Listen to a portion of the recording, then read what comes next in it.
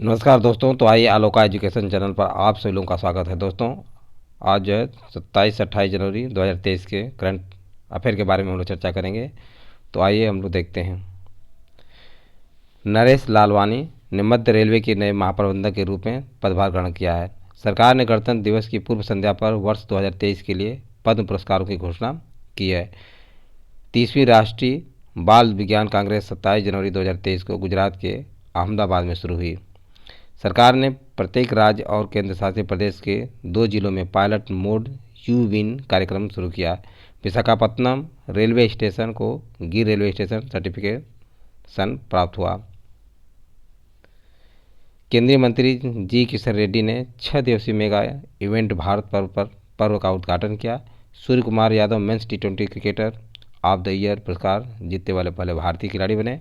संयुक्त राष्ट्र ने 2023 के लिए भारत के आर्थिक विकास दर के अनुमान को 20 bps से घटाकर 5.8% कर दिया। संघाई सहयोग संगठन SCO फिल्म महोत्सव 27 से 31 जनवरी को मुंबई में आयोजित किया जाएगा। भारत और मिस्र ने विभिन्न क्षेत्रों में समझौता ज्ञापनों पर हस्ताक्षर किए। प्रसिद्ध भारतीय वास्तुकार डॉक्टर बालकृष्ण विट्ठल दास दोषी का 95 वर्ष की आयु में निधन हो गया। सरकार ने डिजिटल पब्लिक इंफ्रास्ट्रक्चर पर G20 टास्क फोर्स का गठन किया। सुप्रीम कोर्ट के फैसले ESCR परियोजना के तहत अनुसूचित भाषाएं में उपलब्ध कराई जाएगी।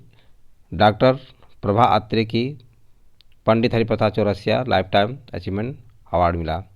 डॉक्टर प्रभा अत्रे को Pandit Hariprasad Chaurasia lifetime achievement पुरस्कार प्राप्त हुआ। नरेश लालवानी ने मध्य रेलवे के नए महाप्रबंधक के रूप में पदभार ग्रहण किया है। उन्होंने पश्चिमी रेलवे के महाप्रबंधक अशोक कुमार मिश्रा का स्थान लिया है। अशोक कुमार मिश्रा मध्य रेलवे का अतिरिक्त भार भी संभाल रहे थे। नरेश लालवानी इससे पहले पश्चिमी रेलवे में वरिष्ठ उप महाप्रबंधक और मुख्य सतर्कता अधिकारी के पद पर कार्यरत थे। नरेश लालवानी 1985 बैच के भारतीय रेलवे इंजीनियरिंग सेवा के अधिकारी हैं। 30वीं राष्ट्रीय बाल विज्ञान कांग्रेस 27 जनवरी 2023 को गुजरात के अहमदाबाद में शुरू हुई। यह 5 दिनों तक चलने वाला आयोजन है। इसका समापन 31 जनवरी 2023 को होगा। इसका आयोजन साइंस सिटी में किया जा रहा है। Gujarat council on science and technology GUJCOST, Gujarat council of science city और SAL एजुकेशन कार्यक्रम की मेजबानी करेंगे। कांग्रेस में 1400 से अधिक प्रतिनिधि भाग लेंगे। प्रतिनिधियों में बाल वैज्ञानिक, स्कॉटिक शिक्षक, मूल्यांकनकर्ता और सरकारी अधिकारी शामिल हैं। राष्ट्रीय बाल विज्ञान कांग्रेस NCAC राष्ट्रीय विज्ञान और प्रौद्योगिकी संचार परिषद का एक प्रमुख कार्यक्रम है। इसे 1993 में 10 से 17 साल की उम्र के बच्चों के लिए लॉन्च किया गया था। NCSC के लिए केंद्रीय विषय स्वास्थ्य और कल्याण के लिए पारिस्थितिकी तंत्र को समझना है। सरकार ने प्रत्येक राज्य और केंद्र शासित प्रदेश के 2 जिलों में पायलट मोड में यू विन कार्यक्रम शुरू किया। सरकार सार्वभौमिक टीकाकरण कार्यक्रम के डिजिटल बनाने के लिए यू विन लॉन्च किया है।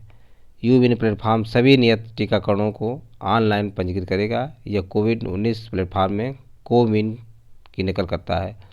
यू विन का इस्तेमाल हर गर्भवती महिला को रजिस्टर करने के लिए किया जाएगा। इसका इस्तेमाल हर गर्भवती महिला का टीकाकरण करने और उसके प्रसव की रिकॉर्ड करने के लिए किया जाएगा। इसका उपयोग प्रत्येक नवजात प्रसव को पंजीकृत करने और सभी टीकाकरणों का रिकॉर्ड रखने के लिए किया जाएगा। टीकाकरण के बारे में सभी जानकारी को डिजिटल और संसाधित किया जाएगा। यह प्लेटफॉर्म एक ऐसा स्थान होगा जो उपयोगकर्ता को निकटतम स्वास्थ्य केंद्र के बारे में सूचित करेगा जो टीका लगा रहा है और अपॉइंटमेंट बुक करने पर मदद करेगा। यू विन प्लेटफॉर्म पूरी तरह से चालू होने के बाद तत्काल डिजिटल टीकाकरण प्रमाण पत्र भी जारी करने में सक्षम होगा। विशाखापत्तनम रेलवे स्टेशन को ग्रीन रेलवे स्टेशन सर्टिफिकेशन प्राप्त हुआ है। इम्पॉर्टेंट है दोस्तों।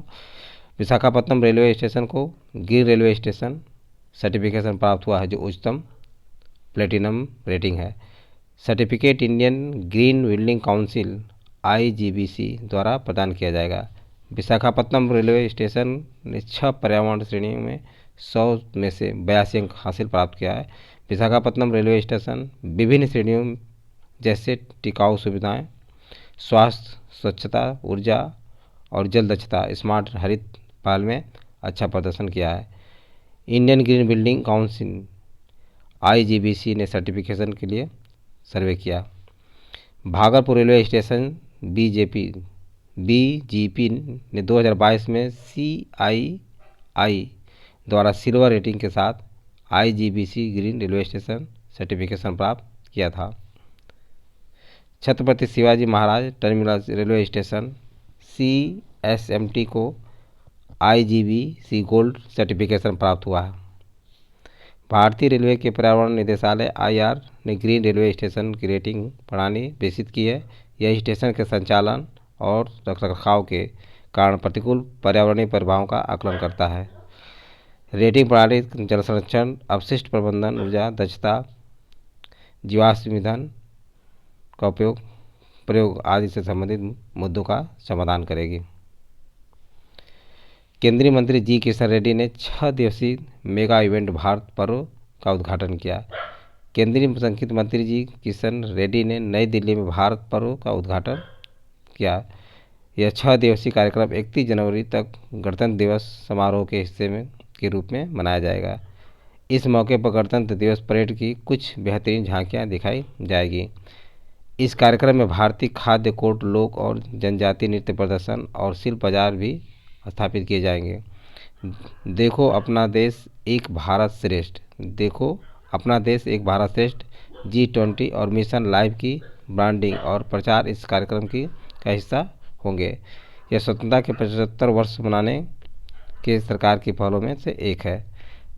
2 साल के अंतराल के बाद इस कार्यक्रम का आयोजन फिजिकल मोड में किया जा रहा है। पुरस्कार और सम्मान है। सूर्य कुमार यादव ने men's T20 cricketer of the year का पुरस्कार जीतने वाले पहले भारतीय खिलाड़ी बने। सूर्य कुमार यादव ने ICC men's T20 cricketer of the year award जीतने वाले भारतीय खिलाड़ी बनकर इतिहास रच दिया है। पिछले साल सूर्य कुमार यादव ने 31 मैचों में 1164 रन बनाए हैं। उन्होंने 2 शतक और 9 अर्धशतक लगाए। इंग्लैंड के टेस्ट कप्तान बेन स्टोक्स को men's test cricketer of the year award से नवाजा गया। नैट साइबर ने ICC महिला क्रिकेटर ऑफ द ईयर के लिए रचेत हीहो फ्लिंट ट्रॉफी जीती। उन्होंने महिला ODI cricketer of the year का पुरस्कार जीता। ICC पुरस्कार विजेताओं की पूरी सूची इस प्रकार है। Men's test cricketer of the year Ben Stokes England के, men's one day cricketer of the year Babar Azam Pakistan को प्राप्त हुआ। Men's T20 cricketer of the year Surya Kumar Yadav Bharat को प्राप्त हुआ। Men's emerging cricketer of the year Marco Jansen दक्षिण अफ्रीका को प्राप्त हुआ। सर गारफील्ड सोबर्स का खिताब भी बाबर आजम पाकिस्तान को प्राप्त हुआ। Rachael Heyhoe Flint trophy Nat Sciver England को प्राप्त हुआ। महिला one day cricketer of the year Nat Sciver England को प्राप्त हुआ। महिला T20 cricket of the year Tahlia McGrath Australia को प्राप्त हुआ। महिला emerging cricketer of the year का पुरस्कार जो है रेणुका सिंह भारत को प्राप्त हुआ। संयुक्त राष्ट्र ने 2023 के लिए भारत की आर्थिक विकास दर के अनुमान को 20 bps घटाकर 5.8% कर दिया है।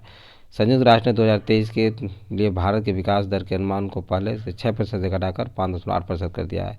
कटौती का मुख्य कारण उच्च ब्याज दरें और विकसित दुनिया में मंदी का जोखिम है। संयुक्त राष्ट्र की विश्व आर्थिक स्थिति और संभावना रिपोर्ट ने अनुमान लगाया है कि 2023 में वैश्विक व्यापार 0.4 सेंटीमीटर की कमी आएगी और विश्व अर्थव्यवस्था 1.9% की वृद्धि से बढ़ेगा। संयुक्त राष्ट्र ने भारत के लिए वित्तीय वर्ष 2023-24 के लिए दरों को 6% अप्रतित रखा है। रिपोर्ट में अनुमान लगाया गया है कि भारत की खुदरा मुद्रास्फीति 2023 में घटकर 5.5% हो जाएगी। 2022 में 7.1% थी। उच्च ब्याज दर विकासशील देशों के लिए ऋण सेवा लागत में वृद्धि करती है। रिपोर्ट के अनुसार भारत में बेरोजगारी दर घटकर 6.4% रह गई है। युवा रोजगार पूर्व महामारी के स्तर से नीचे रहा। रिपोर्ट के अनुसार चीन की आर्थिक वृद्धि 2023 में 4.8% होगी, जो 2022 में 3% थी। कला और संस्कृति। संघाई सहयोग संगठन एससीओ फिल्म महोत्सव 27 से 31 जनवरी को मुंबई में आयोजित किया जाएगा। केंद्रीय सूचना एवं प्रसारण मंत्रालय राष्ट्रीय फिल्म विकास निगम के माध्यम से एससीओ फिल्म महोत्सव का आयोजन करेगा। यह एससीओ में भारत की अध्यक्षता को चिन्हित करने के लिए आयोजित किया जाएगा। 27 जनवरी को कला प्रदर्शन के लिए राष्ट्रीय केंद्र एनसीपीए के जमशेद बाबा थिएटर में उद्घाटन समारोह आयोजित किया जाएगा। तमिल फिल्म अपाथा महोत्सव की पहली फिल्म होगी। यह महोत्सव एशिया के विभिन्न देशों की संस्कृतियों के बीच सेतु का काम करेगा। प्रतियोगिता वर्ग से 14 सहित एससीओ के सदस्य देशों की कुल 57 फिल्मों को महोत्सव के दौरान प्रदर्शित किया जाएगा। स्क्रीनिंग पेडर रोड स्थित फिल्म डिवीजन कॉम्प्लेक्स और बर्ली में एनएफडीसी थिएटर में होगा। मराठी फिल्म गोदावरी और Gujarati film the last film show को प्रतियोगिता वर्ग में नामांकित किया गया है। भारतीय फिल्मों जैसे सरदार उधम, आरआरआर, गंगूबाई काठियावाड़ी, तुलसीदास जूनियर, एक लघु फिल्म, जुगलबंदी और शतरंज के खिलाड़ी सहित 5 हाल क्लासिक्स फिल्म को गैर प्रतिस्पर्धी वर्गों में जगह मिली है। मास्टर कक्षाएं, इन वार्तालाप सत्र, देश और राज्य के मंडप, फोटो और पोस्टर प्रदर्शनी आदि भी महोत्सव का हिस्सा होंगे। भारत और मिस्र ने विभिन्न क्षेत्रों में समझौता ज्ञापनों पर हस्ताक्षर किए हैं। समझौता ज्ञापन है। प्रधानमंत्री नरेंद्र मोदी ने मिस्र के राष्ट्रपति अब्देल फतह अल सीसी के साथ बातचीत की। भारत और मिस्र ने साइबर सुरक्षा, संस्कृति, सूचना प्रौद्योगिकी, युवा मामलों और प्रसारण के क्षेत्र में समझौता ज्ञापनों का आदान प्रदान किया। भारत और मिस्र ने द्विपक्षीय संबंधों को रणनीतिक साझेदारी के स्तर तक ले जाने का फैसला किया है। भारत मिस्र रणनीतिक साझेदारी राजनीतिक, रक्षा, वैज्ञानिक विकास में महत्वपूर्ण भूमिका निभा सकती है। दोनों देशों ने रक्षा उद्योगों के बीच सहयोग को मजबूत करने और आतंकवाद विरोधी सूचना और खुफिया सूचनाओं के आदान प्रदान को बढ़ाने का फैसला किया है। दोनों देशों के द्विपक्षीय व्यापार के अगले 5 वर्षों में $12 अरब के आंकड़ों को पार करने की संभावना है। दोनों देशों ने मिस्र में भारतीय कंपनियों के निवेश बढ़ाने के तरीकों पर भी चर्चा की। आतंकवाद और कट्टरपंथ के खिलाफ लड़ाई पर भी चर्चा हुई। मिस्र के राष्ट्रपति अब्देल फतह अल सीसी भारत के 3 दिवसीय दौरे पर हैं। वह भारत के 74वें गणतंत्र दिवस के मुख्य अतिथि हैं। समाचार में व्यक्तित्व। प्रसिद्ध भारतीय वास्तुकार डॉक्टर बालकृष्ण विट्ठल दास दोषी का 95 वर्ष की आयु में निधन हो गया।